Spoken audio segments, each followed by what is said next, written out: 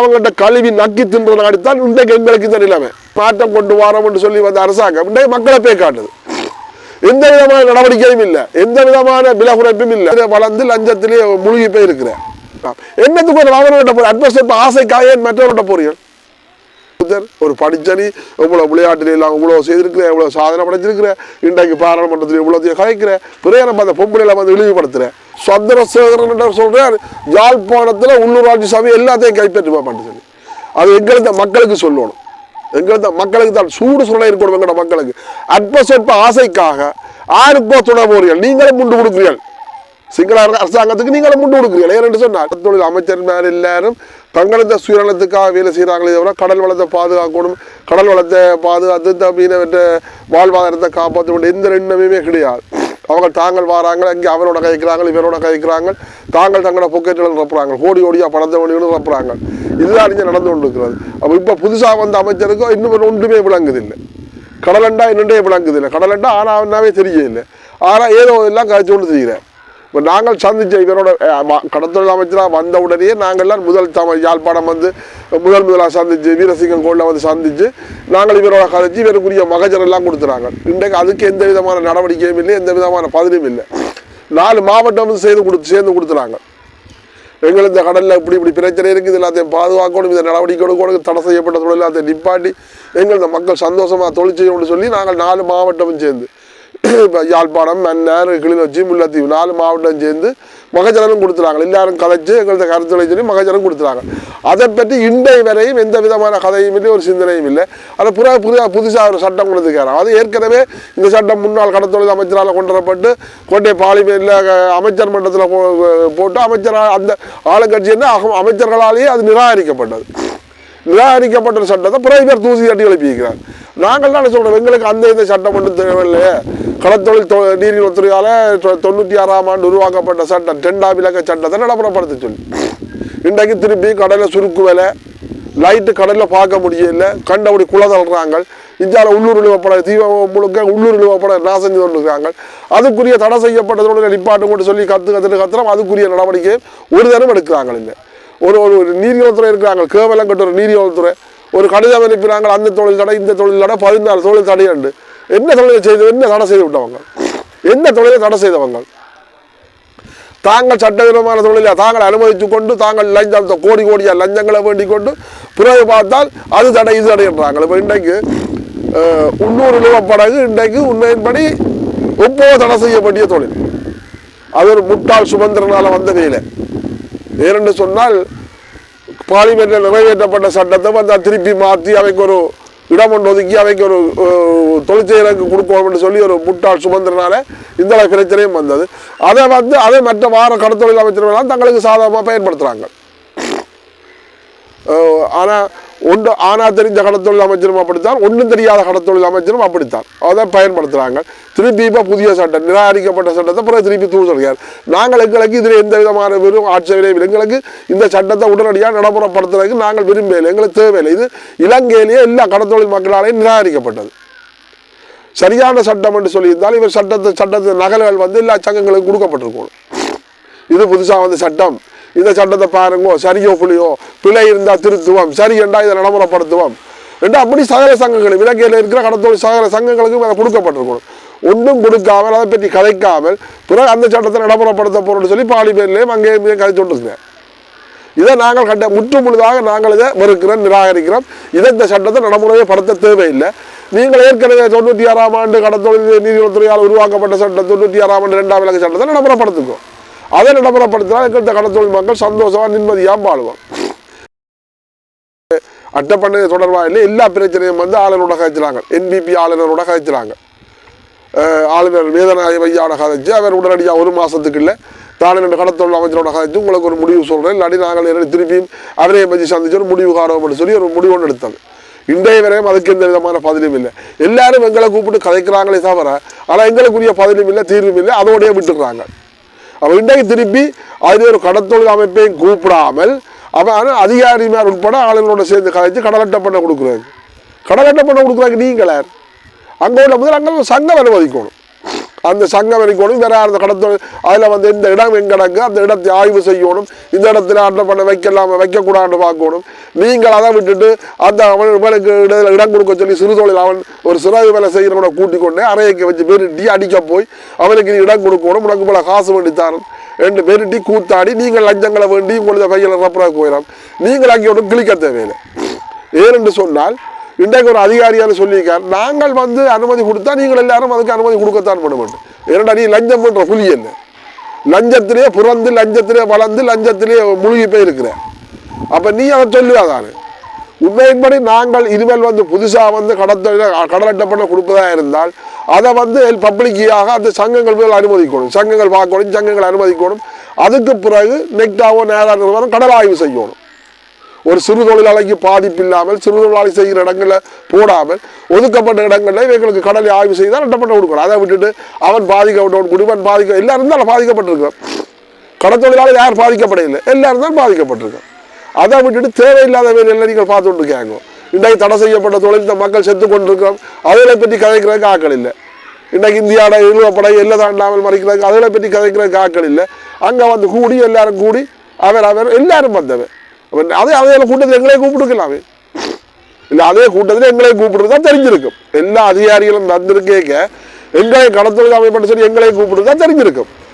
அது எப்படி நடந்திருக்கும்னு சொல்லி அதை விட்டுட்டு தேவையில்லாத வீடியோவில் பார்க்காங்க. முதல் வந்து அந்த சங்கங்களை போட கதைச்சு சங்கம் அனுமதிக்கணும்.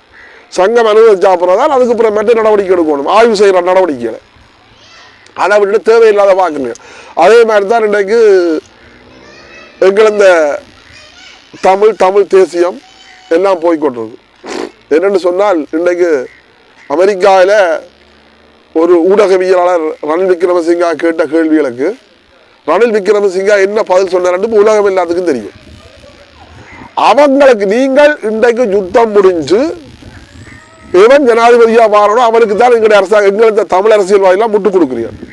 முட்டு கொடுத்து அவங்கள்ட்ட கழுவி குடிச்சு போட்டு அவங்கள்ட்ட பெட்டி பெட்டியாக காசை வெட்டி போட்டு நீங்கள் பேசாமல் இருக்கிறீங்க. இந்த யோசிச்சு பாருங்க ரணில் விக்ரமசிங்கா என்ன சொல்லியிருக்காருன்னு சொல்லி. அப்போ இன்றைக்கு நாங்கள் கொத்தா மக்களை இழந்து இவ்வளவு போராளிகளை இழந்து இன்றைக்கு எத்தனையோ பிள்ளைகள் காணாமல் ஆக்கப்பட்டு அதுக்கு ஒரு முடிவும் இல்லை. நீங்கள் வார அரசாங்கத்துக்கு முட்டு கொடுக்குறீங்க, கழுவி குடிச்சு போட்டு நக்கி கொண்டு இருக்கிறீங்க. இதுதான் உங்களது வேலை. யோசிச்சு பாருங்க, தமிழ் அரசியல்வாதிகளே நீங்கள் 22 நாக்க பிடிங்கி சாக வேண்டாம், இல்லாட்டி விட்டுட்டு போங்க. எப்போ என்றாலும் இந்த அரசாங்கத்தோட எதிர்த்து கதைச்சிருக்கிறீங்களோ எங்கள் இந்த மக்களுக்காக எல்லாரும் அப்படி இல்லாட்டி நடுநிலை வாய்ப்பியல் ஆதரிச்சும் வாக்களிக்க மாட்டீர்கள், இல்லையாட்டி எதிர்த்தும் வாக்களிக்க மாட்டீர்கள். நடுநிலை நல்ல பிள்ளை வேணும், நாங்கள் நடுநிலை வாய்ப்பிதான். ஏன் அப்படி நடுநிலை வாக்கணும்? பிள்ளையாண்டா எதிர்த்து வாக்களிக்க வேண்டியாரு.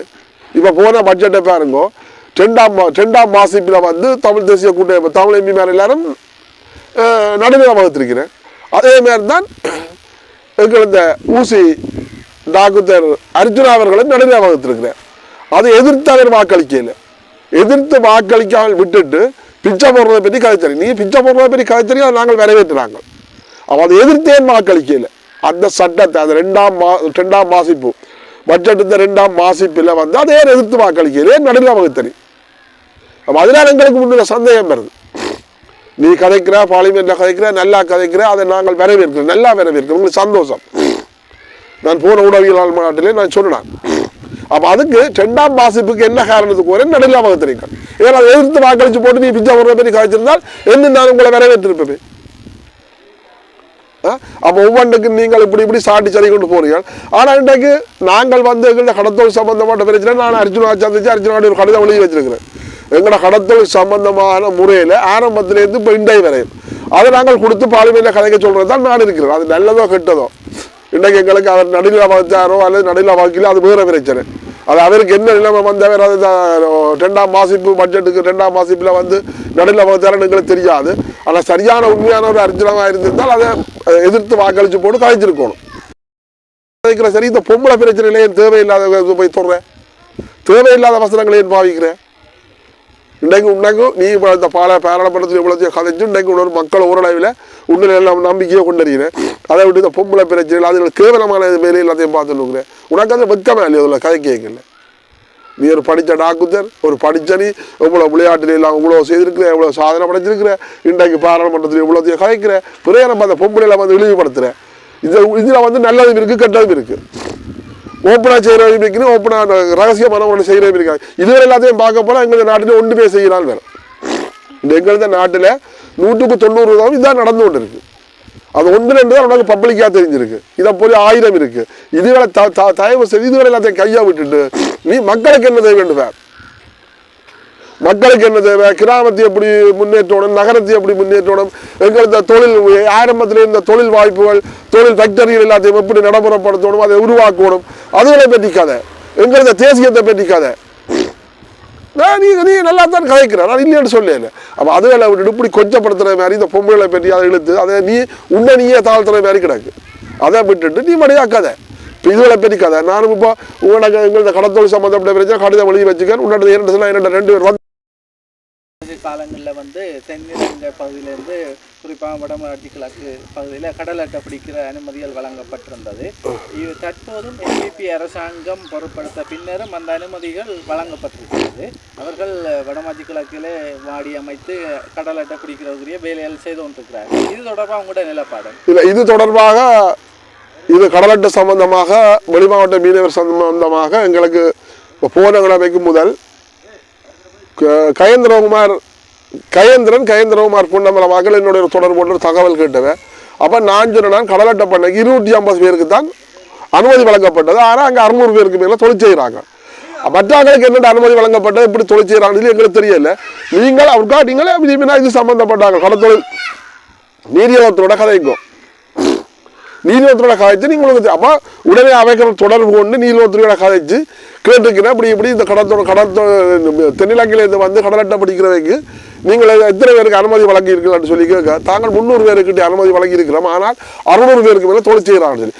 அப்போ 300 பேருக்கு அனுமதி வழங்கப்பட்டிருந்தால் 600 பேருக்கு மேலே தொழில் செய்கிறான்னு சொன்னால் ஏன் அந்த 300 பேரை நீங்கள் விட்டுறீங்க? ஏன் உங்களால் நடவடிக்கை எடுத்து அவங்களை பிடிக்கலாதோ அல்லது அவங்களை கேட்கலாம்?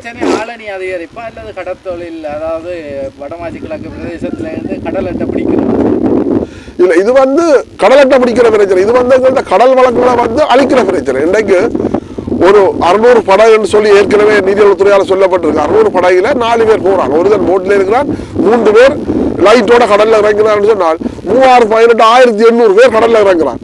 இந்த கடல்ல இந்த லைட்டோட 1800 பேர் இறங்குறா. அந்த கடல் எப்படி இருக்கும்?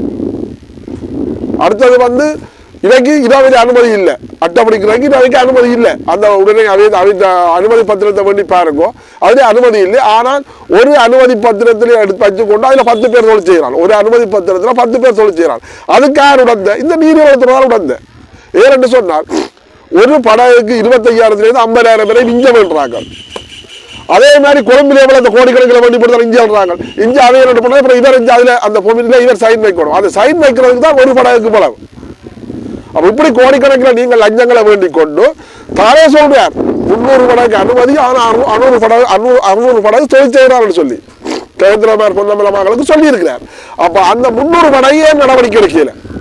அனுமதி இல்லாமல் அவங்க எப்படி தொழில் செய்கிறாங்க, இங்க எந்த ரீதியில் தொழில் செய்கிறாங்க? இந்த NPP அரசு இந்த நிலைப்பாட்டை நீங்கள் எப்படி பார்க்குறீங்க? நீங்கள் இதை வந்து முற்றுமுழுதாக நிராகரிச்சு நீங்கள் கடல் அட்டை இங்கே வந்து பிரதேசத்தில் பிடிக்கிறதால தொழில் இழக்கப்படுதுன்னு ஏற்கனவே குறிப்பிட்டிருந்தேங்க.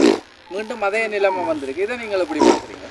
இன்றைக்கு இந்த NPP அரசாங்கம் வந்து மாற்றத்தை கொண்டு வரோம், தாங்கள் மாற்றணும், எல்லாத்தையும் மாற்றணும், கிழிக்கிறோம் மட்டும் தான் வந்தவன். இன்றைய வரையும் எந்த விதமான மாற்றமும் இல்லை. ஆனால் முதல் இருந்ததை விட லஞ்சம் தலை தூங்கி நிற்குது. லஞ்சம் ஊழல் வந்து தலை தூக்கி நிற்குது. வந்த ஆரம்பத்திலே எல்லாரும் கப்சி பண்ணிருந்தாங்க. அது அரசாங்க உத்தியோகத்தராக இருக்கலாம், அது அரசாங்கத்தோட சம்பந்தப்பட்டாங்க எல்லாரும் மௌனமாக இருந்தவன். பிறகு பார்த்தால் 10 ரூபா வெட்டணும், 20 ரூபா வெட்டுறான், 50 ரூபா வெட்டணும், 100 ரூபா வரணும், டவுன் பங்கு போகுது. இன்றைக்கு நாங்கள் ஒரு அலுவலட்டு போனால் அதில் போய் சந்திச்சு அந்த அலுவலை கண்டு வாராக்கு 2 மணி நேரம் செல்லும். 10 நிமிஷத்தில் முடிக்கிற அலுவலை 2 மணி நேரம் செல்லும். அங்கே போனால் அவன் நிற்கணும், அவன் ஃபோன் கதைச்சு பிள்ளை ஏற்றியாச்சோ, நான் இப்போ வருவேன் 2 அவன் ஃபோன் கதைச்சு அவன் சங்கடையில எல்லாம் முடிச்சு தான் அந்த போன மனுஷனை கூப்பிட்டு கதைக்கிறேன். அது எந்த இடத்துல இருந்தாலும் இது முக்கியமாக நடந்து கொண்டிருக்கு. நான் குறிப்பிட்டு ஒரு சிலர் சொல்ல விரும்பல. ஆனால் எல்லாரும் கூடியவங்க எல்லா அரசாங்க உத்தியோகத்தர்களும் எல்லா அரசாங்கத்திலையும் இதுதான் நடந்து கொண்டிருக்கு. அப்ப இப்படி நடந்து கொண்டிருந்தால் இந்த ஊழலை ஒழிக்கிறோம், லஞ்சத்தை ஒழிக்கிறோம், மாற்றம் கொண்டு வரோம் என்று சொல்லி வந்த அரசாங்கம் இன்றைய மக்களை போய் காட்டுது. எந்த விதமான நடவடிக்கையும் இல்லை, எந்த விதமான விலை குறைப்பும் இல்லை. அத்தியாவசிய சாமானுக்கு விலை கூடிக்கொண்டு போகுது. இந்த 280 ரூபா வித்த அரிசி இப்ப 300 ரூபாய்க்கு வந்துடுது. அப்படியே கூடிக்கொண்டே போகுது. இவ வரைக்குள்ள 240 ரூபாயில இருந்த அரிசி 300 ரூபா வரையும் வந்துட்டு. அதே மாதிரி எல்லா சாமானும் விலை கூடிக்கொண்டே போகுது. அப்ப நீங்கள் என்ன செய்கிறீர்கள்? மாற்று அரசாங்கம், மாற்று அரசாங்கம் சொல்லி என்னதை கண்டீங்கள்? மக்களை போய் காட்டி இன்றைய அவர் சொல்றாரு, கடத்தொழில் அமைச்சர் சந்திரசேகரன் சொல்றார், யாழ்ப்பாணத்துல உள்ளூராட்சி சபை எல்லாத்தையும் கைப்பற்றுவான்னு சொல்லி. அது எங்களுக்கு மக்களுக்கு சொல்லணும். எங்களுக்கு மக்களுக்கு தான் சூடு சுரணை இருக்கணும். எங்களோட மக்களுக்கு அற்ப சொற்ப ஆசைக்காக ஆருக்கோ துணை போறீர்கள், நீங்களும் முண்டு கொடுக்குறீர்கள். சிங்கள அரசாங்கத்துக்கு நீங்களும் முண்டு கொடுக்குறீர்கள். ஏன்னு சொன்னால் நான் சில இடங்கள்ல சில மக்களோட காய்ச்சிறான், சில சங்கங்களோட காய்ச்சிறான், இல்லை எங்களுக்கு அந்த உதவி செய்கிறோம் இந்த உதவி சொல்லியிருக்காங்க. நாங்கள் என்பிபி அரசாங்கத்துக்கு தான் நாங்கள் வாக்களிக்க போறோம். தமிழன் என்றா தமிழில் வாழ், தமிழன் என்றா தமிழில் வாழ், தமிழனோட டோசன் சூடு சுரணையோட வாழணும். தமிழில் வாழுங்கோ. என்பிபி அரசாங்கம் அற்ப சொற்ப ஆசைக்காக அற்ப சொற்ப சலுகைக்காக அவனுக்கு பின்னால போகாதேங்கோ, அவனுக்கு போட் பண்ணாயங்கோ. விரும்பினியோ இல்லையோ நீ உங்களுக்கு இருக்கு, நகர சபை இருக்குது, அடுத்தது பிரதேச சபை இருக்குது. உங்களுக்கு யாக்கள் எல்லாரும் ஒரு நகர சபைக்கு 9 பேர்னா 9 பேர் உங்களை யாக்களை நிறுத்து. வேறு உங்களால் முடியாதோ. அது அபிவிருத்தினா விவசாய சங்கமா இருக்கலாம், பனையேற்றி அபிவிருத்தி சங்கமா இருக்கலாம், கடற்தொழில் சங்கங்களா இருக்கலாம். ஏன் உங்களால் ஏலாம் விட நாங்கள் எங்கட கிராமத்தை நாங்கள் முன்னூறு கொண்டு வரோம்னு சொன்னால் நீங்கள் நிறுவுங்கோ, சுயேட்சையா வாங்கோ. உங்களை நகர வெள்ளத்துல நகர சபை, பருத்திர நகர சபை, பிரதேச சபைன்னு சொன்னால் அதுக்கு எத்தனை பேர் சபை அத்தனை பேரை நிறுத்தி வந்து உண்ட கையால உன்னட மன்றம் வரணும். அப்ப நாங்கள் நினைச்சே சாதிக்கலாம். என்னத்துக்கு ஒரு அவனோட போய் அட்வஸ்ட் ஆசைக்காக மற்றவர்கிட்ட போறீர்கள்? கேவலம் இல்லை இது. தமிழர் என்றால் தமிழா வாழங்கும். மற்றவனுக்கு போய் முண்டு கொடுத்து மற்றவனுடைய கேவலமாக போய் அவருடைய கையேந்தாங்க. தயவு செய்து இதைத்தான் நாங்கள் எல்லாருக்கும் சொல்லிக் கொள்றோம். ஆனால் இப்போ வந்து அரசாங்கம் எங்களை பே காட்டி எங்களை கொண்டு நடவடிக்கை விட்டு இருக்குது. தயவு செய்து எங்களோட மக்கள் புரிஞ்சு கொள்ளுங்கோ, அரசியல்வாதிகளும் புரிஞ்சு கொள்ளுங்கோ. இனிமேல் தன்மானத்தோட வாழ்றதுக்கு வழியப்பா இருக்கும். நன்றி.